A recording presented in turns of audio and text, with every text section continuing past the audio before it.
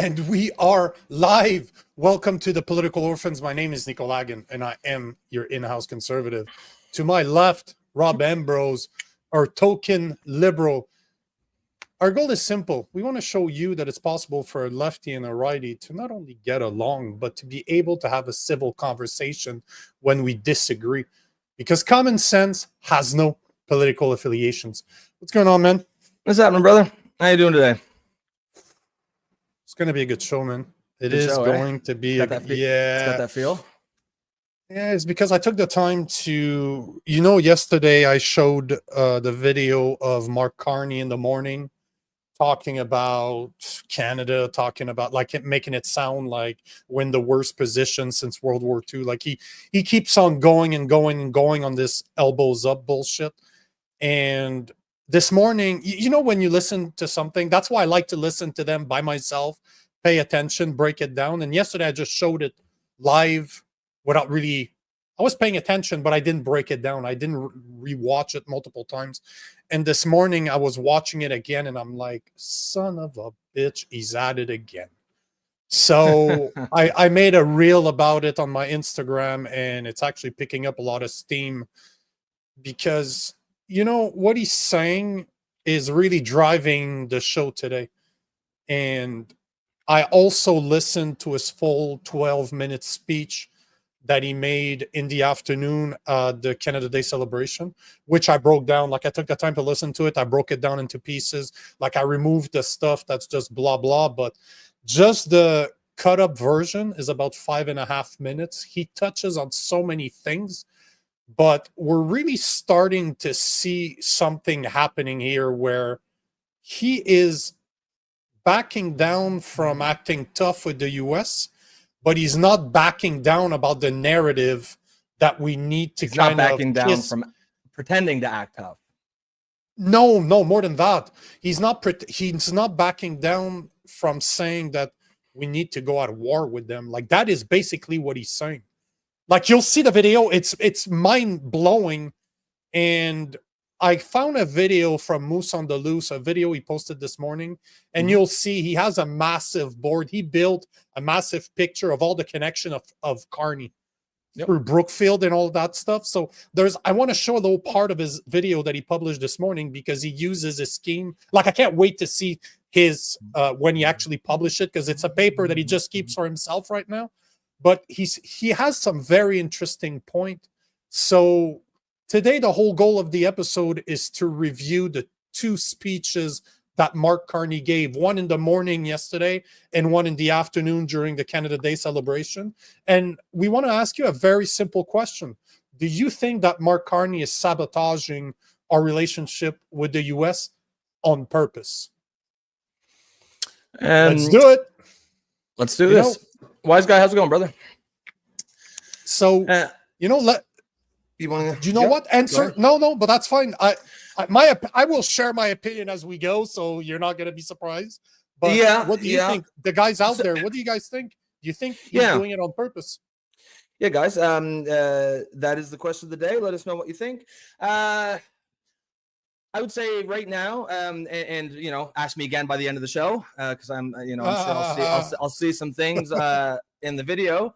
I think that I don't think he's doing it on purpose, or if he is, I don't know. If it's part strategy, I don't know. So he's made mistakes so far. I'm not thrilled by anything he's done.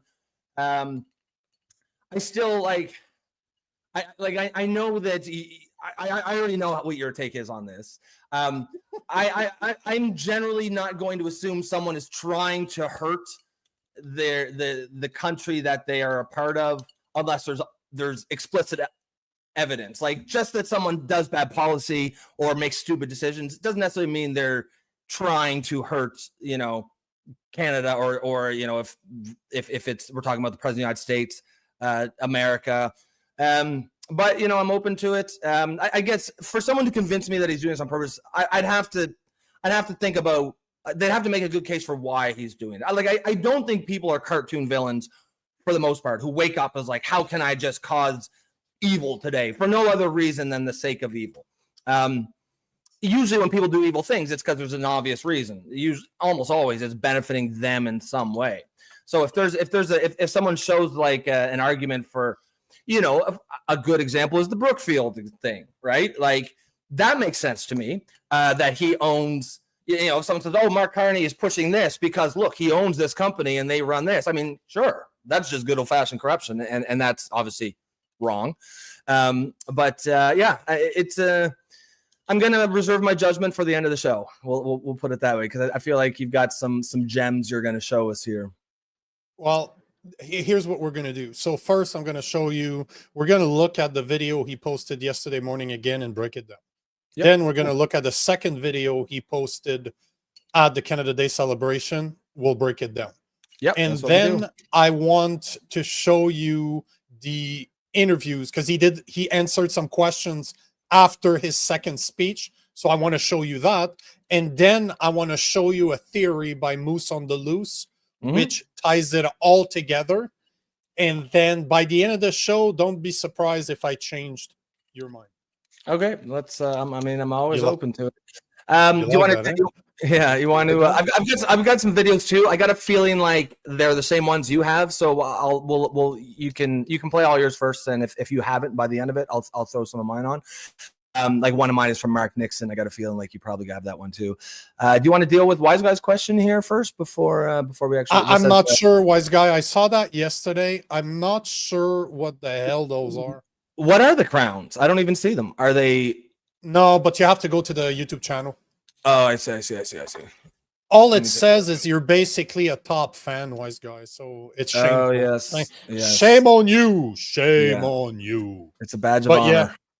Yeah, that's technically a badge of honor, but I'll check it out afterwards. I'm not going to do that live during the show, but let me check afterwards, see if I can figure out what that is, because it is kind of gay. I got to say, it doesn't look like it. The little crowns are kind of... Okay, I gotta see this. You'll probably like them, but... I think hey! Hello! Hello! Bro, that is... I see. Those are super gay. I know what it is, Wise Guy. I think they appeared after Robbie's comment yesterday talking about fucking the prom king. I think that's what the little crown is. It's just to remind you of what Robbie said yesterday. You know what it is? It's you're right. Because if you click on the 0 XP thing, it shows Wise Guy's number one with 75 XP. It's your top fan. Number one. Yeah, you're number one. We're number one. We're number one. We're number one. It's a good thing, and supposedly it means you're a big supporter of the show. So I mean, we appreciate it, man. Yeah, we do. Yeah, because that's true. If you look at the comment from Devil's Due, he has no crown. So either he's where's your crown? Where's your crown, Devil is Due? Maybe that was prom king. That's the prom king crown. You know what's happening now, Wise Guy. Be careful, Wise Guy. He's coming. Yeah. Literally. We've got your address. So let's get into it. Here's the video. There is no place I'd rather be. So let's get into it. This is the video from his 12-minute speech yesterday that he gave. Sorry, hold on. Let me bring, you know what? Let's do this in order. That's not the video I wanted. Let's do it. This is the one I wanted. So the first video I'm going to show right now is the video we reviewed yesterday for the first time, but pay attention to what he's saying. Like, that's the first video he posted on Canada Day during the morning, but pay attention to what he's saying. 58 years ago, a few provinces bet on a big idea, that they'd be stronger together than they ever could be apart. They were right. They became a new federation that's now grown into our strong, bilingual, multicultural, ambitious country. A country built on the values of freedom, democracy, justice, generosity, and humility, because we know that we can always be better. Our story didn't begin at Confederation. For thousands of years, Indigenous peoples have called this land home. And our country's next chapter will be written together in true partnership with First Nations, Inuit, and Métis. So up to now, outside of the little kiss the land acknowledgement kind of thing. Yeah, exactly. Let's kiss the woke gods for a second. Let's praise the woke god. All he said up to now, very similar to the video Pierre Poliev made yesterday, right? Like he's keeping it very Canadian. So up to now, no problem. Okay. Our shared history has been marked by inflection points. Moments where Canada has had to step You know where up. he's going with this, right? On the battlefields of Vimy Ridge in World War I, Only on the I can beaches of Normandy in World War II, and in the homes of Gander after the 9/11 terror attacks. Of course. Now we. Okay, now you see that the first part he's kind of talking about Canada. He he does his land acknowledgement. Then he starts bringing up World War I and World War II because we're in a tariff war right now. You know, like you can feel where you're going with this. So finish. Go ahead. But the first part is okay, right? Keep your thoughts for a second. But the first part, you know what? I see. You can see the transition where he's going. This is the message. The real message starts now. Face another such moment. The world is changing. Old friendships are fraying. Our economy is being buffeted by a trade war we didn't start. Our values are being tested by attacks on democracy and freedoms that we must resist. As the world becomes more divided and dangerous, Canadians are uniting. Together, we will build one Canadian economy, connected by major projects, powered by Canadian energy, transformed by Canadian technology, and crafted by Canadian workers. Together, we're breaking down barriers across this country so you can buy Canadian everywhere and work anywhere. Together, we'll rebuild, rearm, and reinvest in our armed forces because Canadian leadership is defined not only by the strength of our values, but also by the value of our strength. This is the greatest nation on earth. Together, we'll keep making it even better. So this is the full speech. We'll go back to where he starts talking about what's going on right now, and let's break it down. Okay. After the 9/11 terror attacks. So this is where he's gonna start. So I'll let him make a point because this morning I made a video about this on my Instagram, and people are really, really responding to it because I took that speech at last minute, and every time he made a comment, I commented on what he said. And people are like, amen, brother, this needs to be heard by more people. So I want to know what you think about it, but I will chop it down. I'll stop it after he says something that needs to be addressed. So let him make his first comment here. Now we face another such moment. The world is changing. So the world is changing. Is the world really changing, or is he changing our world? I mean, I think, I think, first of all, he started with World War I, World War II, and then 9/11. I don't think, this is like, as you said, he's like, you can feel the fear mongering start to come in. Now he's trying to say, listen, we're under attack. We're at war. I don't think this moment we're in right now is the same as those moments. And to the extent that we're in somewhat of a crisis, it's a liberal created crisis. It is from 10 years of liberal rule. So, I mean, I don't know, man, like you're the one who's all elbows up and we're like, he's the one who's been very antagonistic to the American allies. That is where the crisis is. It's a crisis of we're losing touch with our ties with our closest ally.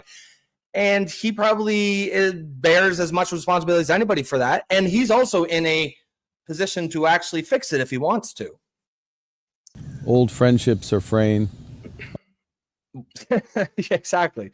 And whose fault is that? I mean, certainly he's the one he's literally the one elbowing up and elbowing down, doing the chicken dance with the US. And on the other end, and during the time that he's trying to piss off the US, he's aligning with the EU. Like, the world is not changing. You're changing the world. Yeah. Old friendship are not decaying. You're decaying those friendships because clearly the US wants to make a deal with us, and he's the one fucking it up. Yep. Our economy is being buffeted by a trade war we didn't start. Bullshit. That's 10 years of liberal policies. Trump has been in power for about 3 months now, maybe 4. You're going to blame our lack of GDP growth over the past 10 years on Trump? Seriously? We have the graph. How many times have we shown the graph of our GDP staying the same while the US has grown? So the GDP per capita, I looked at the numbers this week. The US has grown by just over 21%. Canada, 1%. Whose fault is that? Trump? Yeah, exactly right. That's 1 decade of liberal policies. I mean, and you don't, at the end, like, this is how leadership works. I've said this several times on the show. When things go right, even if it's not really your fault, or sorry, even if you don't really deserve it, you're going to get credit. When things go bad, even if it's not really your fault, you're going to get blamed. At the end of the day, all we need to know is our economy has stagnated for 10 years.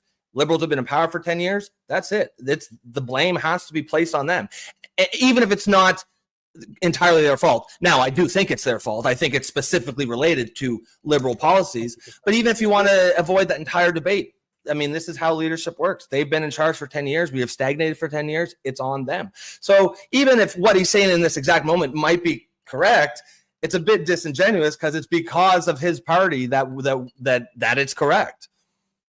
Our values are being tested by attacks on democracy and freedoms. So our values are being tested. You've had open borders policy for 10 years. Again, for the past 10 years, you've had open border policies that have created an influx of immigrants that do not align with our Canadian value. We're so diluted now that even Tim Hortons is literally filled with Indian workers that are here on temporary worker visas. So one of our most sacred institution, that is Tim Hortons, is filled with Indians. Even where I am right now in fucking Montreal, filled with Indians. So why he keeps on pointing the finger to the US as in they're responsible for us losing our culture, losing our value, yet it's your open border policies that have been in place for 10 years now that has completely decimated what we consider our culture. And now the people that voted for you are thinking that being Canadian is simply not being American. Whose fault is that? Your party, your fault. And bullshit, you were behind it because you were one of the guys that was telling Trudeau what to do behind closed doors. Bro, well, yeah. Go ahead. No, bro. Really?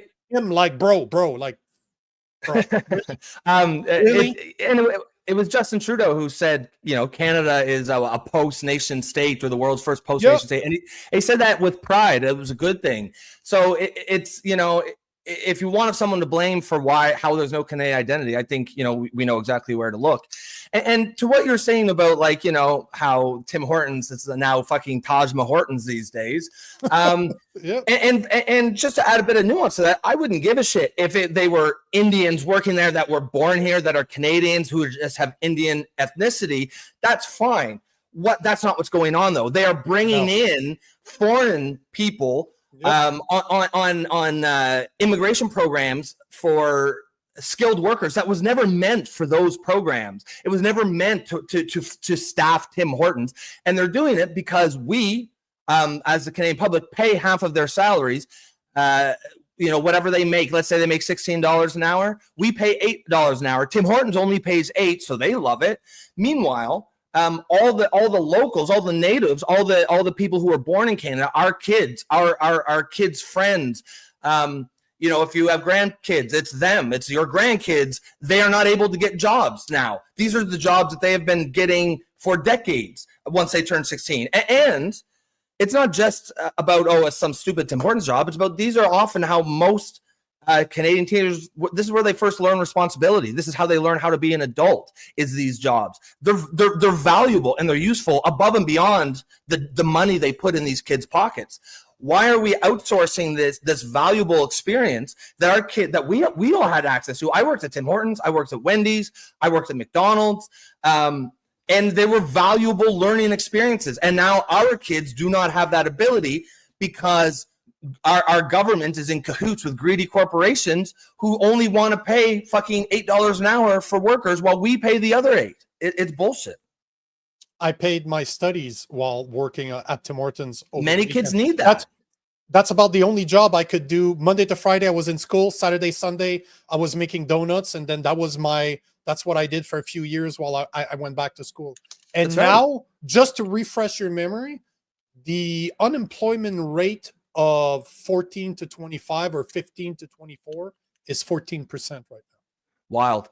And we're bringing in Indians by the bushel, by the truckload, because Tim Hortons doesn't want to pay half their salary.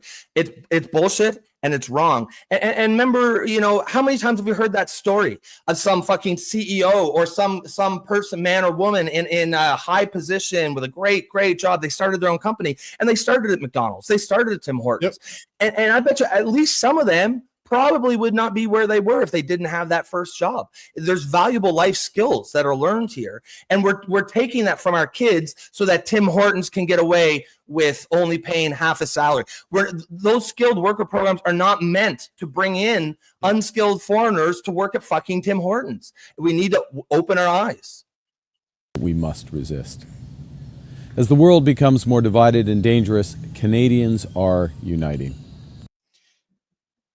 You're the one separating Canadians by blaming all of our problems that we've been experiencing after 10 years of liberal policies on Trump that's been there for 3-4 months now. Like, this is always the fucking same thing as accuse others of what you're doing as you're doing it. Accuse your enemy of doing what you're doing as you're doing it because it creates confusion.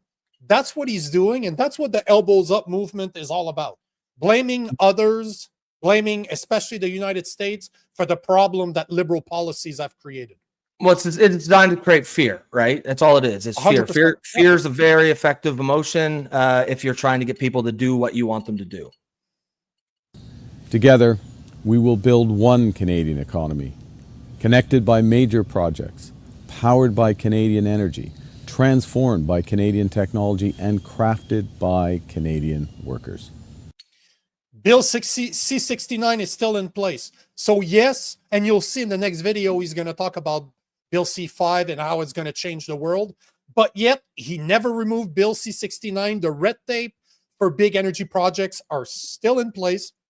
Places like Quebec, places like Ontario, our native reservations can block any fucking projects that they want. They can veto it, and Bill C-5 is not helping with that at all because all of that's been removed by the Conservative Party. They literally did, for once, the Conservative Party did their job, and they actually removed all the power that the Liberals were trying to give themselves. So he's talking about Bill C-5 without saying that it's Bill C-5, while never saying that Bill C-69 is still in place and the red tape has not been removed. So no matter what, Bill C-5 is fucking useless.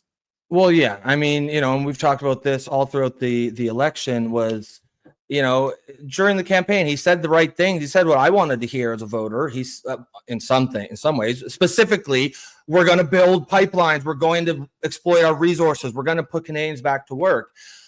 But when he was specifically asked, okay, are you going to repeal Bill C-69? He said, no, we're not going to do that. And you can't do those things without repealing Bill C-69 because all it does is any Indigenous tribe, and not every Indigenous is anti-development. I've seen some who are saying we want development, sustainable money off of it. Why not? Sustainable, responsible development. But so do all of us. So do all Canadians.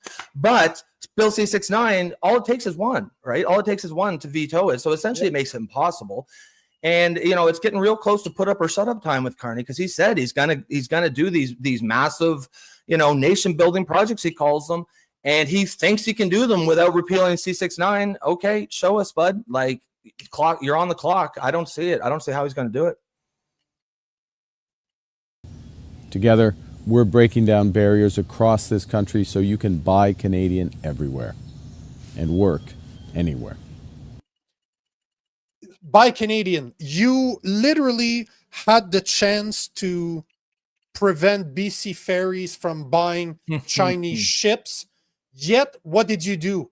You took taxpayers' money to fund the purchase for them. So you loaned the money to BC ferries to buy ships from China instead of injecting that money in Canadian companies in the Canadian market to help our own production grow, our manufacturing grow. And you have the audacity to say that we're gonna make Canada better. How many chances do you need to do it? And yet, every time you have the chance to do something, you do the complete opposite. You talk strong, and you'll see in the next speech, he's like, it's time for us to stop talking and go to action. You had the chance to do it, but yet the BC Ferries thing happened behind closed doors.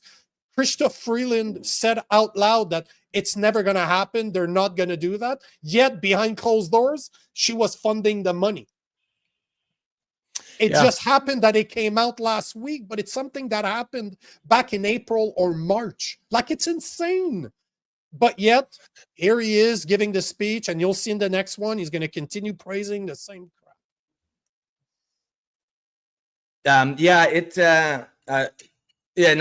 just going to say it. I mean, that's a great example of exactly like, if you want us to do something, then lead by example. That's one of the best ways of leadership, right? When you're going to go to tell us to buy Canadian, and then BC Ferries, who is getting money from the federal government, mind you, which means the federal government has leverage. They could say, oh, and this is what they are saying. They're saying, oh, BC Ferries, they're independent, they can do what they want. Yeah, then we shouldn't be giving them a fucking dime. At the second we give them, and I believe they gave them $500 million for this contract, the second we give them that, then we do have a say in it. And so there is leverage there. He just chose not to use it. Together, we'll rebuild, rearm, and reinvest in our armed forces, because Canadian leadership is defined not only by the strength of our values, but also by the value of our strength. So now, obviously, he's talking about NATO. He has agreed to bump to 2% or to 2% of GDP in NATO spending, and he has agreed to boost it to 5% until 2032. 5%. Guys, this is 100. The estimation is that it will cost Canadian more than $150 billion as per the new NATO agreement. Why? Why are we spending that money in association with NATO instead of spending it directly on our military, or even being part of the Golden Dome that the US wants to build? We're attached to them. So why are we not taking some money, invest with them, and invest directly in our military instead of investing into a European association that only looks to go to war with Russia? Why the fuck are we investing in that? We shouldn't be part of NATO at all whatsoever. What are we going to do? If we get invaded, we're going to give a call to NATO. They don't have a fuck. The American army is as big as the EU army. The 27 countries combined is the same size. I looked at it. It's about 1.5 million armed forces member. Why the fuck are we dealing with the EU? What are they going to send some strong worded letters to the countries that are trying to invade us if we go that path? Like, if we get in shit, what are they going to do? Stop doing what you're doing, okay? They don't have the power. Yet, we have the #1 military right here. Right here. We share the biggest border with the biggest military in the world, and they want nothing more than to do business with us. What the fuck are we doing? Like, what the fuck are we doing? Yeah, I mean, I don't... I'm not quite as anti-NATO as you, but I would say I'm NATO skeptical. I don't see the point of NATO. I don't, NATO's got to make a. Actually, you know what? Fuck it. I don't think we should be in NATO. Now I'm thinking about it. Like, it's not like changing your mind already. No, I'm trying to. I feel like I'm trying to keep an open mind on some of these topics. But as you know, and we've talked about this before. As we've talked about, like a military force is always a tool, right? And you have a giant tool, people are going to want to use it. It's a giant hammer looking for a nail. And I just don't think that's in some ways, I think that's a threat to peace in the world. You know, there's nothing stopping us from forming alliances, and you know, there is an alliance, like regardless of NATO, whether there's NATO or not. If we got attacked by, say, China, you know, America is going to be there to help us, and probably the EU as well. I don't really think that's a reasonable threat. I don't think it's likely that in any way, shape, or form that China would attack Canada. I just don't see the point of it, and I think a standing military alliance with no point. With no natural enemy is a dangerous thing, because it's going to create an enemy. And you're kind of look at what they're doing with Ukraine. Literally, NATO was created after the Second World War, but the biggest role that it played is during the Cold War with Russia. And now that this is gone, now that this is no longer on that the USSR is dismantled, Gorbachev made a deal with NATO saying that they would not touch certain countries like Ukraine, Belarus, yet NATO keeps on supporting Ukraine. So they're taking a side when it's none of our fucking business. As a NATO perspective, we should not get involved with Ukraine whatsoever. Not our war, not our problem. As Canadians, we shouldn't be, not only shouldn't we be in NATO, but we shouldn't be giving $20 billion to Ukraine on top of the 4.3 that Carney has already promised now. Like, why are we getting involved? That's a shit ton of money that we could keep right here and reinvest in our own economy, like oil and gas in Alberta. That's a shit ton of money that we could use to develop it. But no, we're taking a stand with NATO, and now it's going to cost, on top of the 20 billion that Trudeau promised Ukraine, we have another 4.3 that is promised by Carney to Ukraine, and now $150 billion or so in the next almost decade in order to grow our NATO contribution to 5% of GDP. You're literally talking about $175 billion, while one out of four Canadian is struggling to afford daily necessities. Yeah, guys, what do you think? What's your take on NATO? For our listeners out there, and as you know, regular followers of the show will know that this format that we work here is throw your comments in the comment box, and after we get done this segment here, we're going to get to those, so your voice will be heard. But I'm curious to think what you guys think. Do you think that we still have a place in NATO? Do you think, and if you do, and you know, it's a perfectly valid take, if you believe it, what do you think its purpose is? What do you think its mission is? Agreed. Let's finish the video. There's about, I think, 30 seconds left. Yep. This is the greatest nation on earth. Together, we'll keep making it even better. Happy Canada Day. So, you know, I used to believe that was true. That Canada, like the Canada I grew up in, I would argue that was probably the best country at the time. Like, obviously, I'm biased because I live here. But you look at the size of our country, the fact that we're right next to the US, we have so many places that we can go. We have all the nature in the world. I'm a big fan of nature. I spend a lot of my time in nature. We have probably some of the nicest forests in the world. And could you really say that now? I don't see it. I mean, I think when people say things like this is the greatest country in the world, I just think, you know, I think everyone should always say that about their own country, whether it's true or not. And then, you know, take whatever issues you have and just work within your country to the extent that you can, whether that's being an activist, you know, creating a platform and speaking your mind, voting, whatever it is that means to you. But to me, it's just a kind of platitudes of politicians say. And you know, I think you can, even people who have serious issues with the country, and I think everyone, if they're, you know, I feel like everyone who's actually honest about the state of their country, probably, if you don't think there's anything wrong with your country, I don't think you're actually being honest. But you know, I think to a certain extent, just saying, "Oh, this is the greatest country in the world," because it doesn't, you're not just talking about the politics, right? It's also, like you said, the nature, right? Like I can't think of another country I'd rather live in the world. And that's even with all the problems that we have. And I think if I lived in America, I'd feel the same way about there. If I lived in, if I lived in the UK, I probably wouldn't say that about there because they're fucked. It's really bad over there. But yeah, I mean, to me, it's, is it actually the greatest country in the world? Probably not. But, I'm always going to think that. But I would have argued a few decades ago that was the case, though. Yeah. And I think Ron is saying the answer is yes. So I don't know, Ron, are you asking the question of the day, as in, is Carney sabotaging our relationship with the US on purpose? Or are you saying that Canada is the greatest country in the world? Yeah. Let's take some of the comments here. Sure. Wise Guy is saying that when all else fails, they take you to war. Yeah, and that doesn't have to be a literal shooting war. That can be a trade war, or it can be what have you. The point is fear. Fear is the point.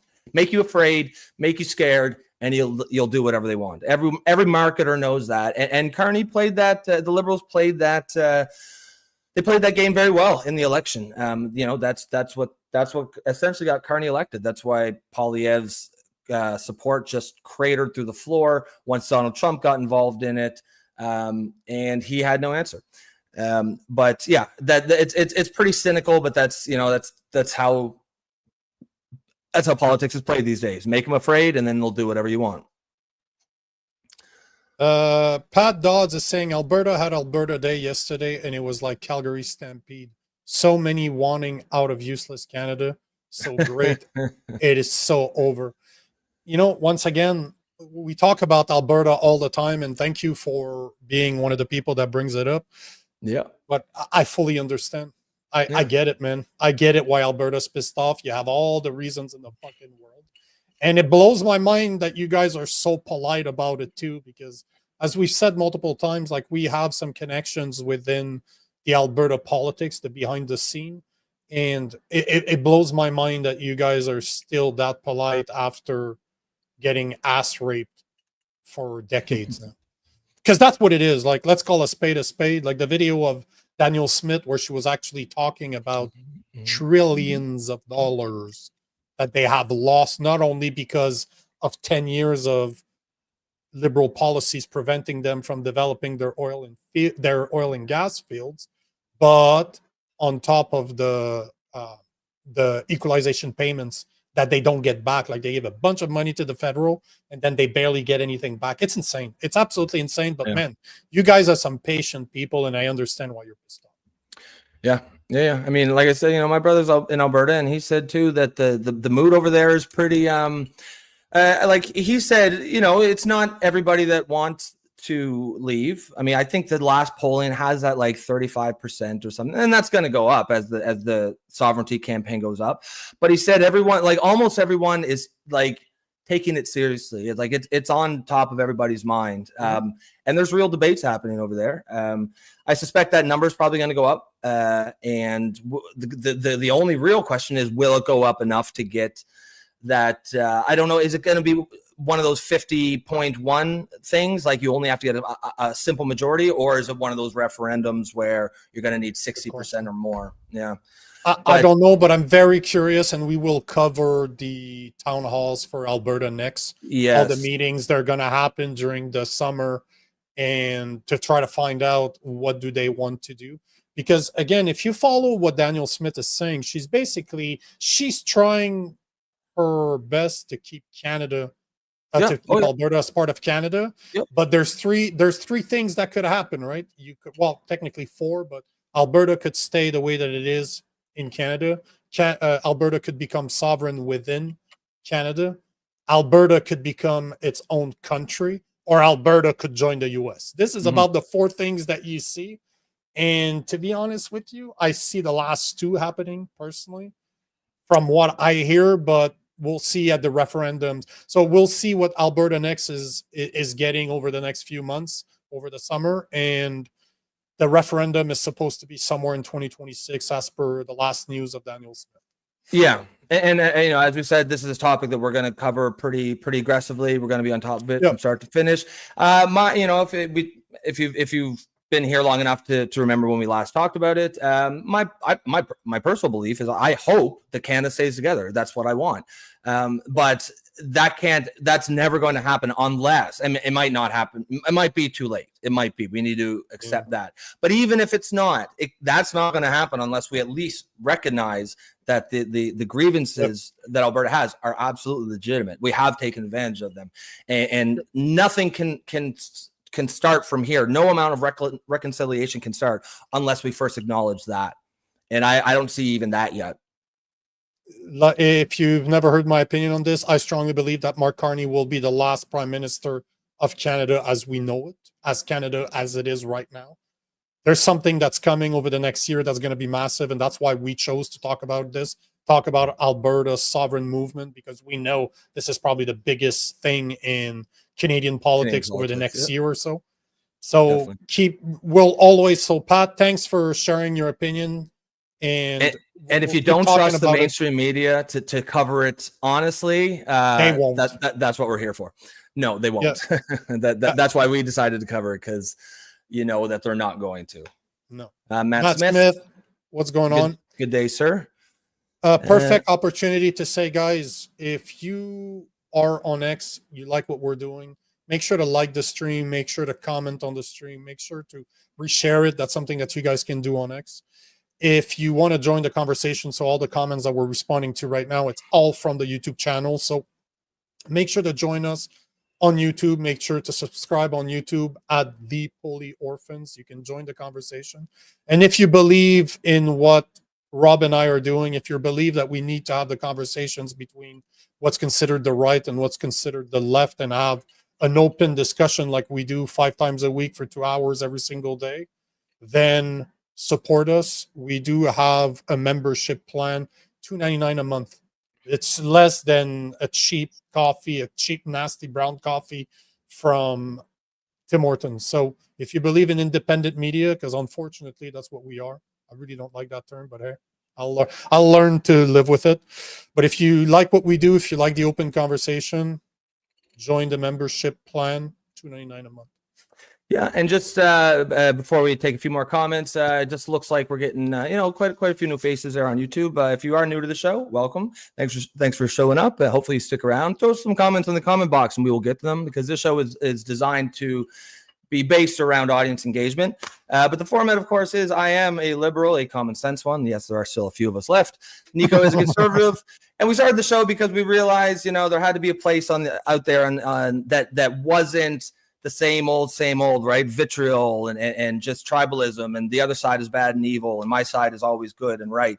So we're trying to create a space where people from all over the spectrum, the labels don't really matter, as long as you have common sense and you can show your work, you back up your arguments. You got a place here. So a good example here, Karen. Karen says, "I sure hope so." So she's referring to the comment of the day. She hopes that he is intentionally sabotaging us. She says, "We've needed to separate ourselves from the orange plague for a long time." Talking about Trump, of course. Bye-bye. Well, I mean, sorry to lose you so fast, Karen. Hopefully you did stick around. But clearly, this is a comment from the other side of the spectrum, and that's valid too. We want to hear from everybody. We don't care, agree with us, disagree with us, don't give a shit. We're going to respect explain yourself. We're going to respect your opinion. I got a feeling like she didn't stick around, but Karen, I want to ask you why. Because remember, Trump's only been there for 4 months, give or take. Yeah, 10 years of liberal policies that have destroyed our economy. Trump's not responsible for 10 years of liberal policies. We are. Our government are. So as much as we have needed to separate ourselves from the orange plague for a long time, you consider 4 months a long time? I mean, like here's the thing. I just whatever you think about Trump, and I don't like the guy very much at all. Yeah. If you watch, you know that I'm not a big fan. You can't, that's the very definition of shooting yourself in the foot. You can't ignore that America. It isn't Trump that's our greatest trading partner. It's America. And yes, Trump happens to be the president of America right now, but that's life. You don't always get to pick we don't even get to pick our own leaders all the time. You certainly don't get to pick other countries' leaders. We have to live in the real world. We have to deal with whatever president is there. You can't just say, oh, because I don't like the guy, I'm going to destroy the relationship with America, destroy our trading agreements, and sail off into the sunset and everything will be hunky-dory. That's not how it works. That would be the epitome of an enormous mistake, even if you despise Trump and you hate everything that has ever come out of his mouth. This should not be your take. This is just, you know, and I don't want to seem like I'm sort of shitting on you, Karen, because again, I do appreciate everyone's comments, agree with us, disagree with us, whatnot. But this to me sounds like a sort of a knee-jerk reaction, almost like a childish reaction. I don't like that guy, so I'm going to sabotage our entire relationship with our most important trading partner. What's the numbers? 83%? 83%, give or take 75% of our exports end up in the US. Go to the United States. That fact alone means it don't matter if literal Adolf Hitler is the fucking president of the United States. You have to deal with them. You have to. So we can talk about how much we dislike Trump all day, and you know, there's certainly people that here will agree with you, and I will agree with you on a lot of those points, but it can't be at the expense of just scuttling our most important, by far most important strategic and economic, military, social, cultural partner in the world. But it's more than that, though, and this is where I think it's a bit naive from Karen, is we're talking about 4 months, not 10 years. 4 months. You can't blame him for what Trudeau did. Trudeau did it, not Trump. So love Trump, hate Trump, it does not matter. He is not the one that's destroyed our economy. The liberal policies over the past 10 years did. Our GDP per capita has grown just over 1% in 10 years, while the US has grown 21%. It's not the US's fault that our GDP per capita has not grown more than 1%. It's our fault. It's our policies. So as much as you can hate Trump, and you know what? Should we be more self-reliant? Absolutely. But we cannot be more self-reliant just overnight. It will take decades of work in order to become more self-reliant. And because 75%, give or take, of our exports go to the US, we need to secure a deal with them to make sure that those exports continue as we work behind the scene to develop our own natural resources, our own manufacturing, our own middle class, our own economy. But that means we need to stop buying fucking shit from China as well. So you can blame Trump all you want. The liberals are still doing what they've been doing for 10 years. They're still not keeping that money here.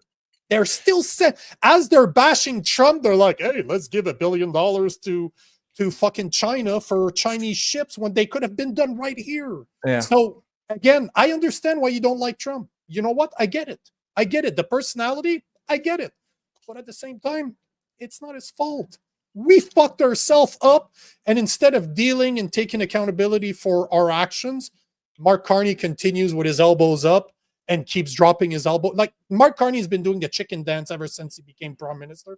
Elbows up, elbows down, elbows up. No. Exactly. So it needs to stop. Like we need to take accountability that we're the problem, and we need to address it. Yeah, and Karen. Yeah, and before we move on from this one, Karen, you know, because you are a new commenter, don't get me wrong, you know, Trump hate plays here. Like there's definitely some you know, Joe Stradamus over long-standing regulars.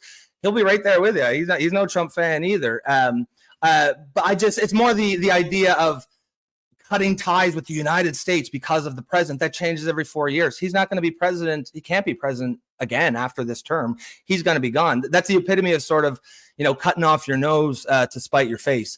But we do appreciate the comment, Karen, and hopefully you did stick around, and hopefully you will continue to stick around.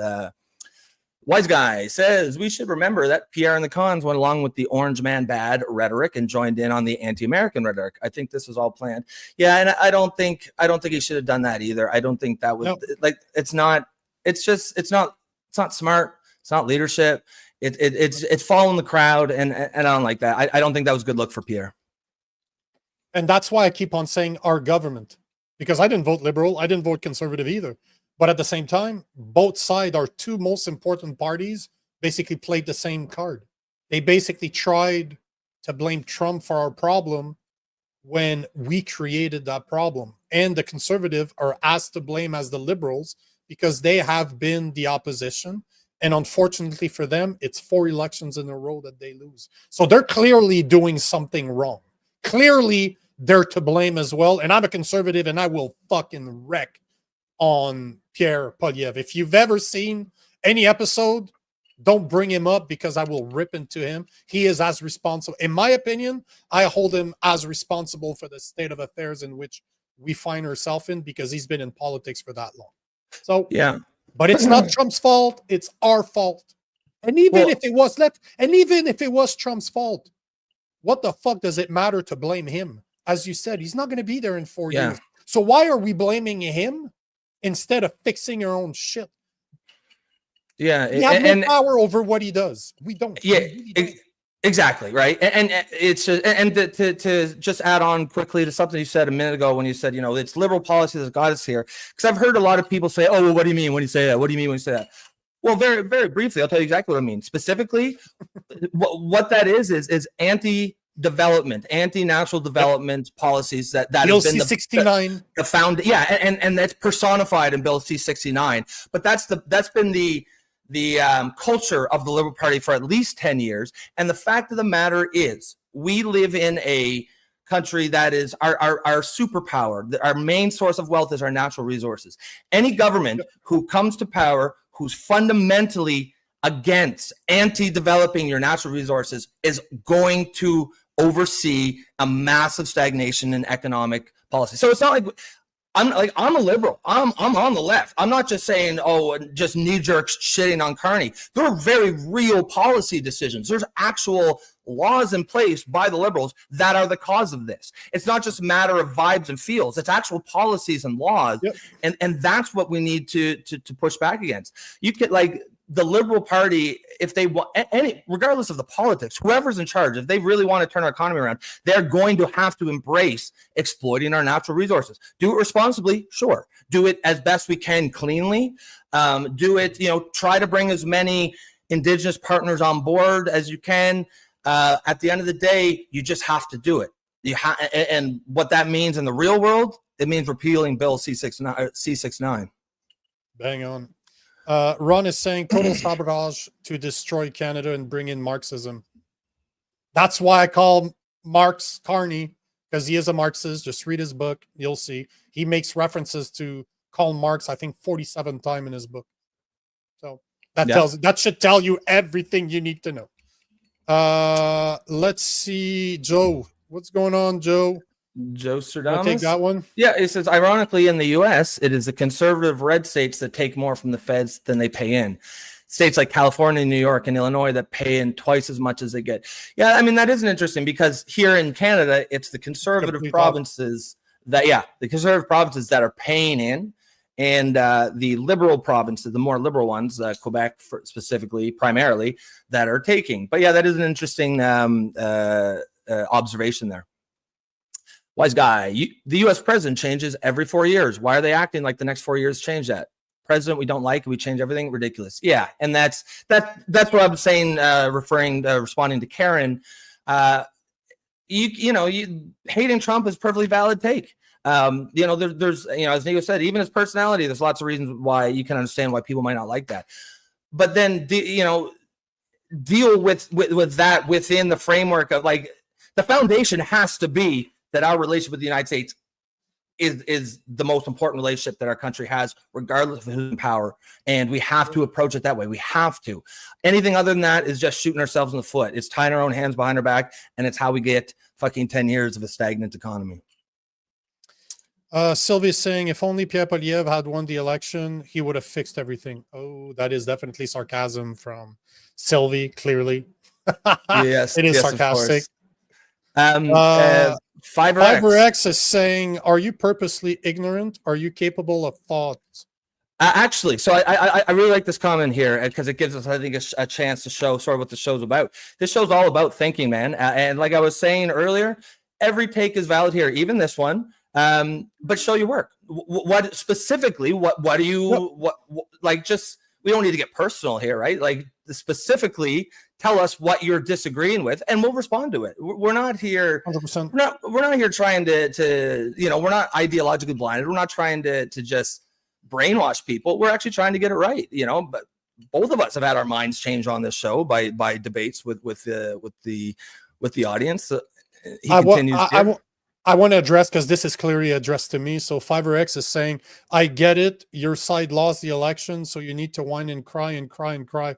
Clearly, you have no idea who I am. Clearly, you don't know who I am because he's not my side. I did not vote for the Conservative Party.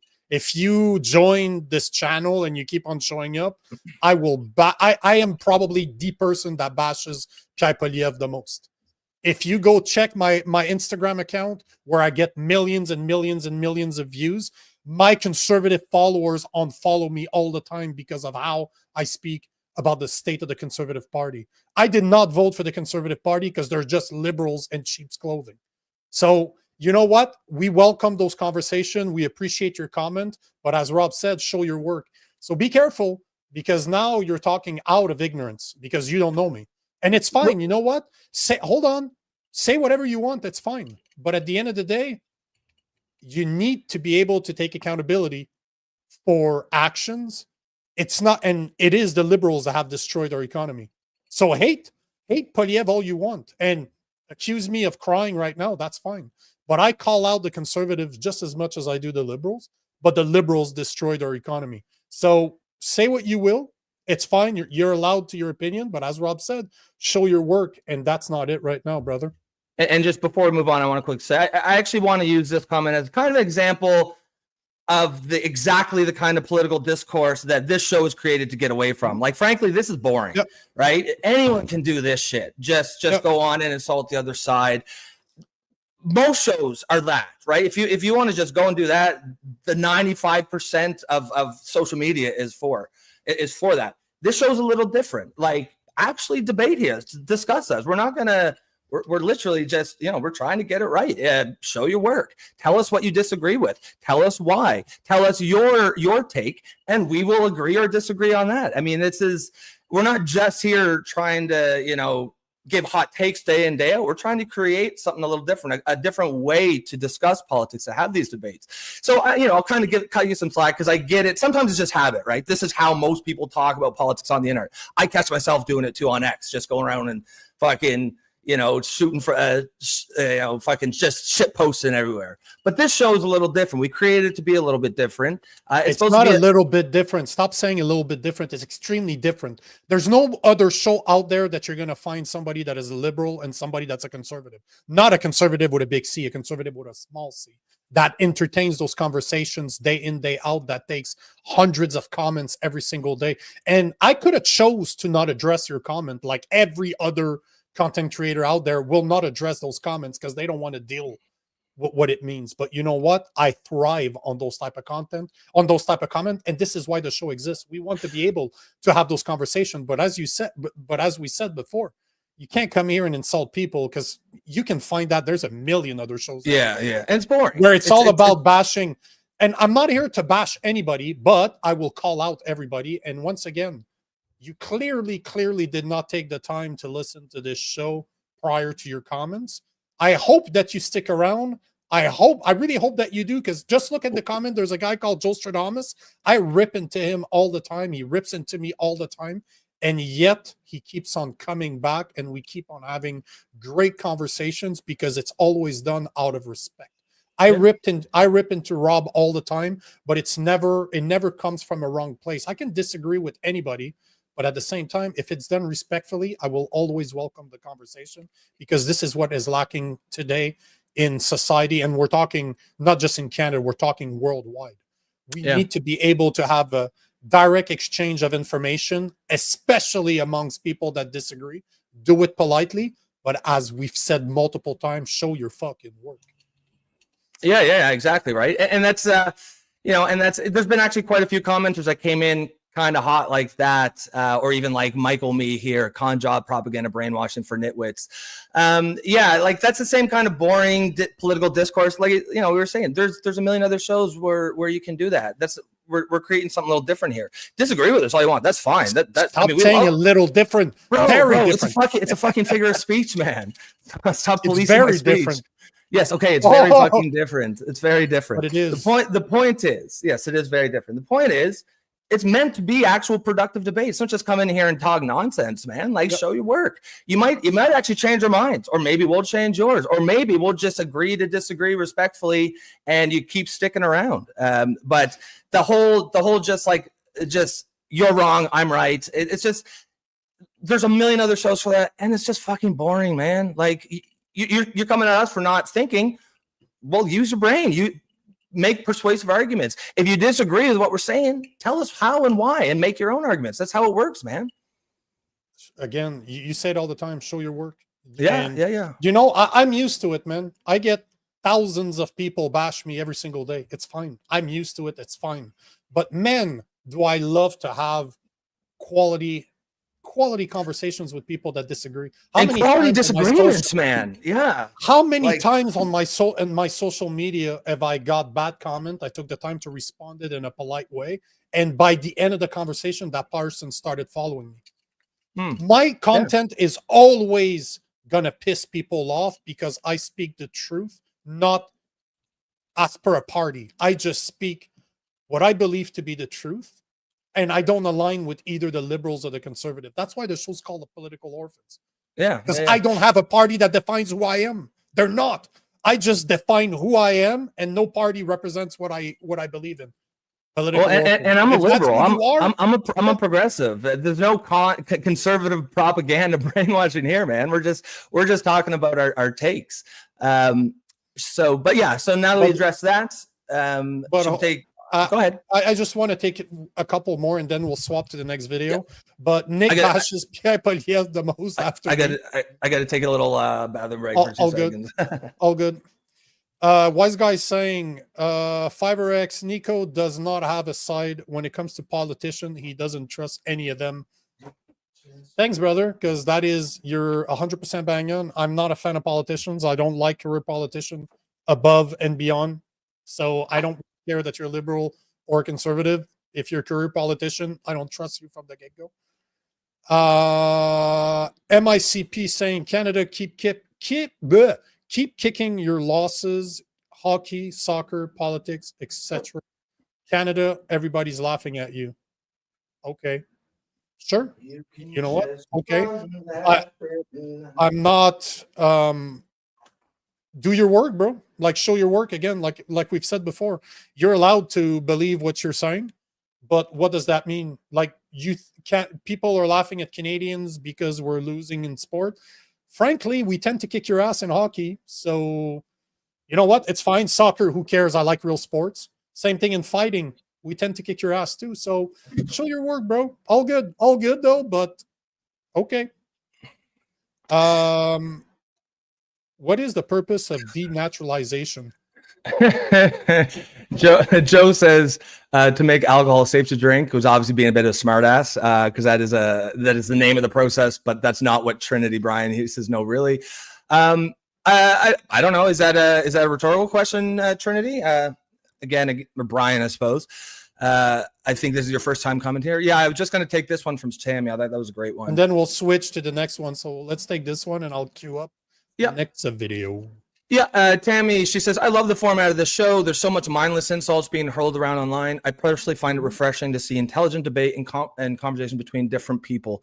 Thank you. Yeah, I think, and that's exactly what we're trying to do. And that's why we take those sorts of comments. You know, in some ways, you kind of give them a pass, especially the first time, because sometimes it's just habit. That's just the way most people talk online. And if that's what you want to do, there's a whole internet out there. This show is different. This show is created to be different, to foster actual debate. We're not all going to agree, and how boring would it be if we did? That's why, like, when I saw those come in, you try to convert them, because I'm like, man, they're dying for some quality disagreement on what we say, because that's the lifeblood of the show, man. We get a lot of it from Joe, especially from Jason, and from all of our regulars. We'll at one point or another disagree with us, and hopefully those guys stick around and they'll see, oh shit, yeah, no, this show actually is different. I don't even have anything to add to that. It kind of pains me that you're right, but you're banging on. I know that you hate it. You hate it. I don't hate anything, but I dislike the fact that I have to agree with you. You're right. As Joe says, we only have intelligent insults here. Yeah, exactly. Right? If you're going to insult, at least make it intelligent, right? At least make it interesting. Yes. So just to address Trinity, Brian. So I did not get your comment earlier, but now I get what you're saying. So what are you trying to bring up here? Because one of the things that we're not going to deep dive into it right now because we do it all the time. But when it comes to immigration, we believe in immigration.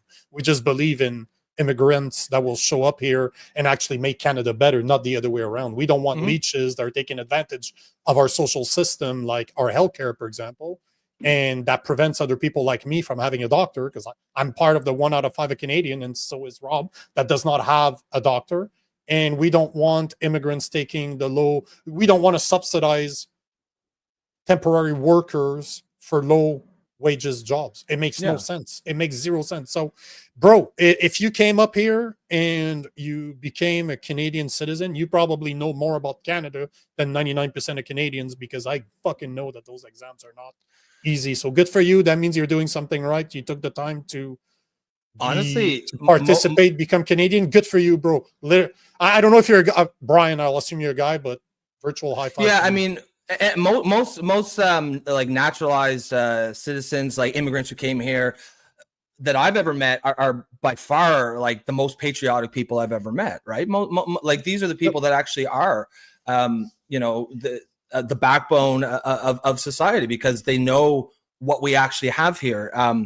I think what the issue is that both of us have with immigration is more just the open borders, unchecked immigration. Clearly, people are misusing the asylum system.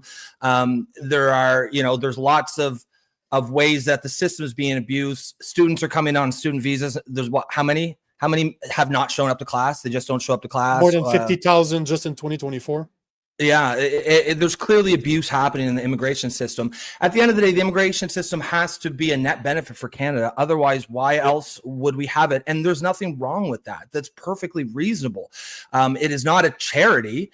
And of course, both sides in immigration have responsibility. The host nation has responsibility to be welcoming to newcomers, to extend the same opportunities that they would to everyone else.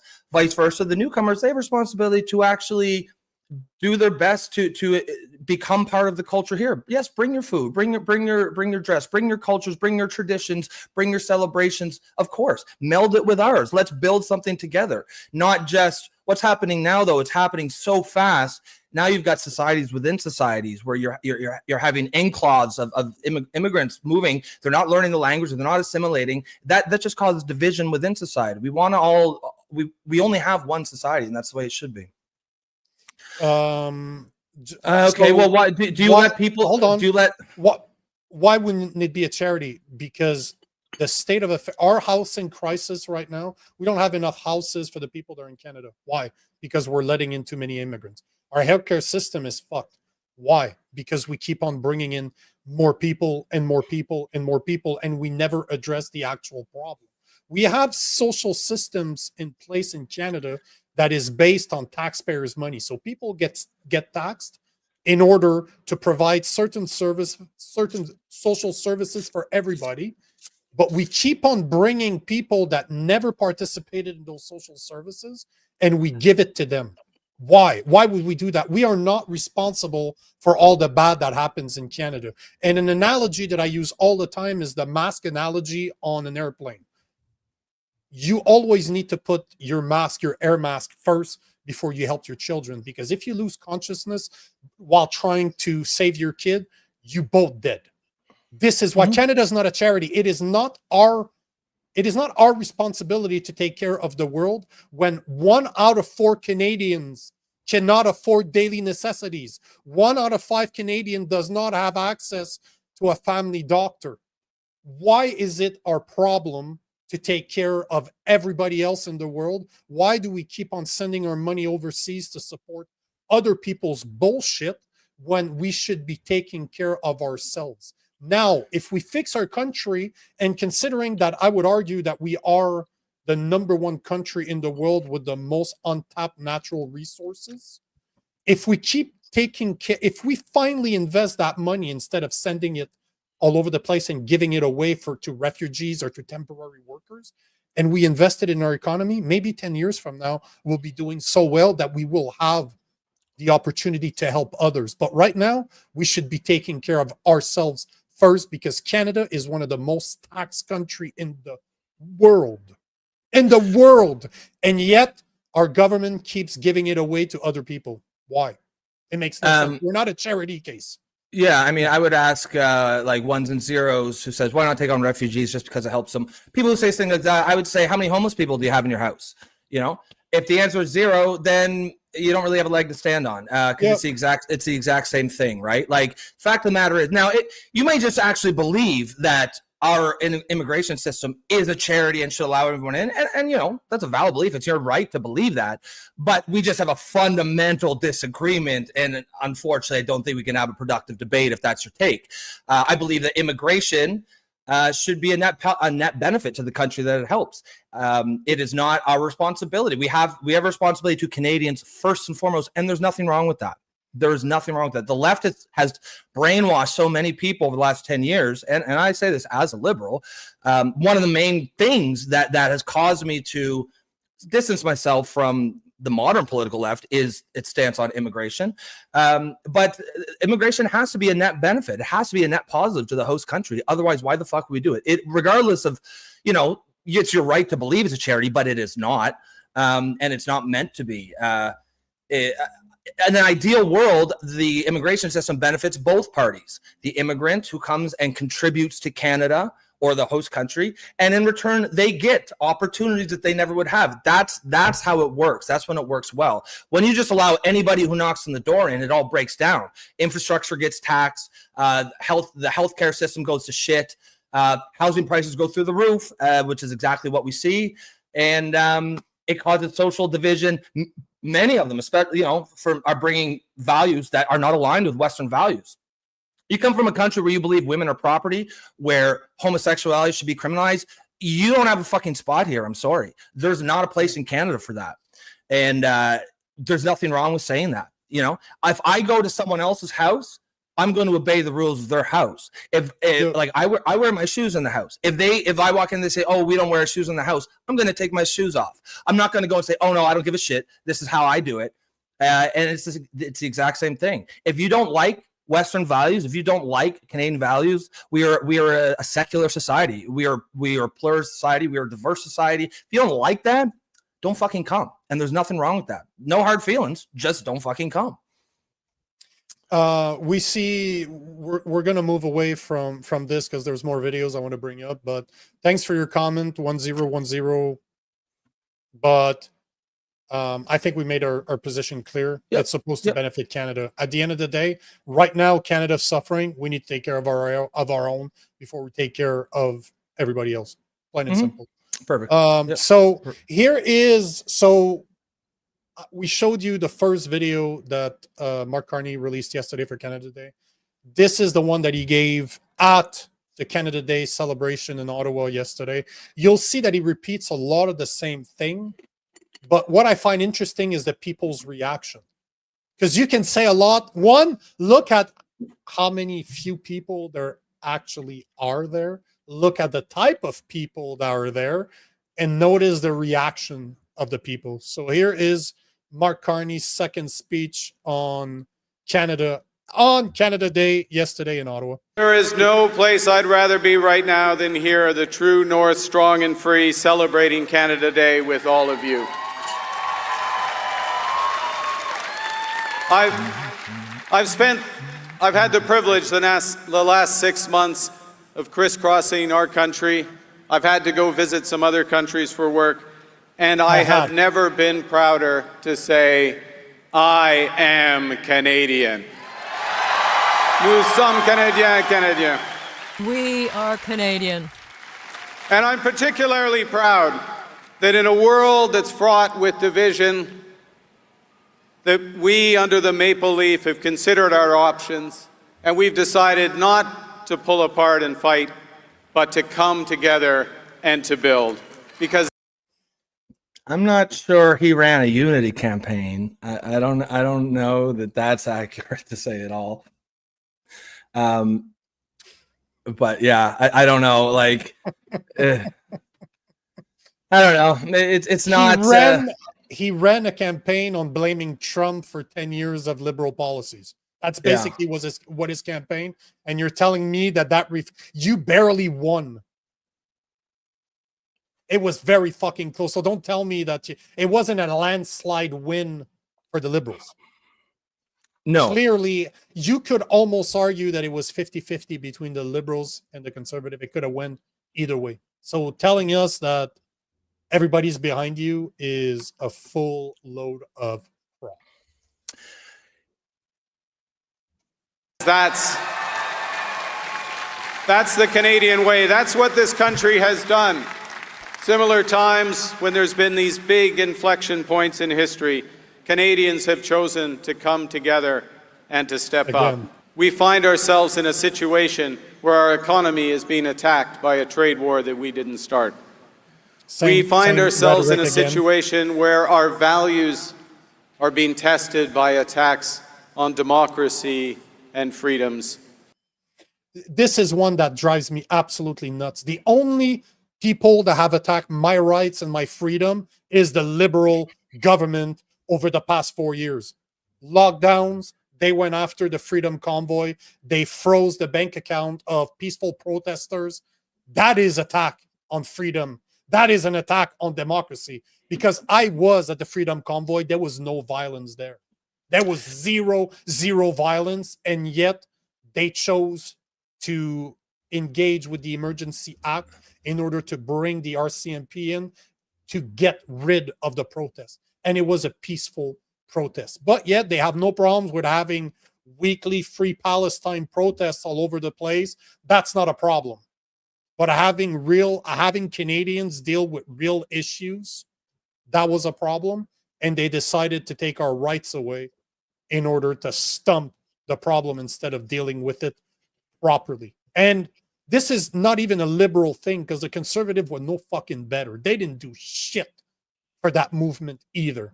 They all crumbled, and they used the power to put an end to it. But having him say that and allude to Trump stumping on our freedoms and democracy, is that what he's saying? Because, bro, it's your own fucking party that's done it. It's our government that's done it to us. Trump wasn't in power, bitch. Yeah. Guys, we were talking today about, of course, our post-Canada Day discussion roundup as we talk Mark Carney and our relationship with the U.S. If you are new to the stream, welcome. Thanks for showing up. If you appreciate what we do here, if you like what we do, we're trying to create a space for a little bit of a different sort of political discourse, and you want to support us, you can do so by, first of all, liking and sharing the stream. That's something easy that you all can do right now. And if you really want to support us, you can become a member for the low price of $2.99 a month. And that will, of course, help support independent media and allow you to help build this community. Now, to what you were just saying, yeah, I think I just think it's really intellectually lazy, the argument that you hear all the time of democracy is under threat. And they're always referring to Trump, of course. It's a threat to, like, not really, though. Like, he's a democratically elected president. The fact that you don't like his policies does not mean that he's anti-democratic. Like, just if you say that, it tells me something about your mindset that I'm not going to call you a fascist or anything, but it seems like your opinion is the only acceptable way to practice democracy is my way. If someone has a different opinion from me, it is by definition anti-democratic. That's just wrong, man. Like, I don't like Trump. I'm not a fan of Trump at all. But he's doing things that are within his power, and the things that maybe are not, he's getting checked by the judiciary. Like, he has been brought before the courts a lot already. Sometimes he's won, sometimes he's lost, but that's what it's for. It's for being checked. Just like Biden did many things that brought him in front of the courts. The fact that he had to go in front of decisions he made, went to courts and the Supreme Court, does not mean it's anti-democratic. It's actually the democratic system functioning exactly as it's supposed to. Did you think you were gonna like his policies? Like, probably not if you voted for Kamala, or if you were, But he's dealing with the U.S., right? He's not our prime minister. He's the prime minister. He's the president of the U.S., and he's doing what he believes is right for the U.S., not for us. At the end of the day, he did not have any impact on our democracy. He doesn't. But no. But Carney talks about rights and freedom.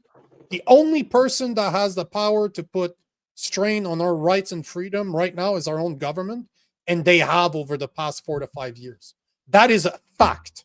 You cannot debate that they did. They used the Emergency Act in order to stop people from protesting. That was not the US that did that to us. It was our own government. But as you said earlier, it is, it's the same speech as Canada is the greatest country in the world. We need to fight for our rights and freedoms. It's just that we need to stop letting politicians get away with that type of rhetoric, because it's not true. It's simply false. So and ones and zeros here. He says But no, but don't take it is any democratic to ignore court orders. As we can, we're not gonna get into comments until after we finish. But I just wanted to give you a chance to type it out as we finish this video. Specifically, what is he ignoring? I know there's the Abrego Garcia case, but he brought him back, right? I don't think, I haven't seen him, but yeah, as we finish the video, let us know, and we'll get to that question there, or a comment. Attacks that we must resist.